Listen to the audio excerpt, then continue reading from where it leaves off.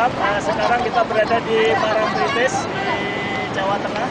Berikut kita akan mengadakan wawancara dengan beberapa wisatawan lokal. Assalamualaikum, mbak-mbak yang cantik pagi ini. Dengan siapa? Mbak Ani. Iya. Iya. Mbak Dia. Dari mana ini? Dari Kediri. Oh, dari Kediri. Dia Nganjuk ya? Ya, oh iya. Batasan. Kediri mana, Bu? Kedirinya di Grogol. Dari SMP atau SMA? Dekat juga. Umum ya? Ya, umum. Ya, ini dari televisi Lulambar Nganjuk, Bu. Ingin wawancara. Nganjuk? Silakan dilihat di KSTV atau di YouTube bisa. Bagaimana pesan dan pesan selama di Parangtritis? Bagus. Menyenangkan. Ini tadi datang jam pukul berapa, Bu?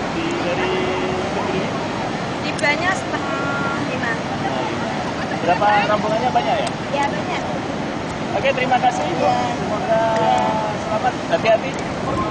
Oke, terima kasih. Berikut itu tadi wawancara dari Kediri, mbak-mbaknya yang baru datang untuk melihat keindahan daripada Parangtritis. Kita lihat ombak yang begitu besar menyambut wawancara kita ini.